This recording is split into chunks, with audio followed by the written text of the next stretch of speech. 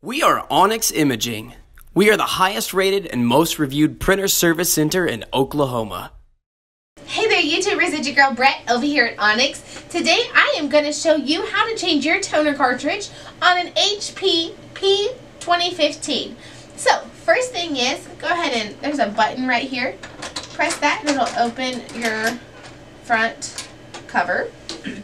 Then here, this is your toner cartridge. Go ahead and pull on that handle. Just pull it up and out gently. Set your old one to the side. Unbox your new toner. Get it ready to put in, and then you're just going to follow your guides over here on the side.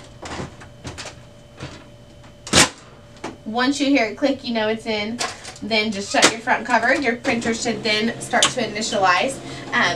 This printer takes a 53A toner cartridge. That's the only yield that it has for this printer. If you guys are in need of supplies or quotes, give your girl Brett a call and have a great day. We are Onyx Imaging. We are the highest rated and most reviewed printer service center in Oklahoma.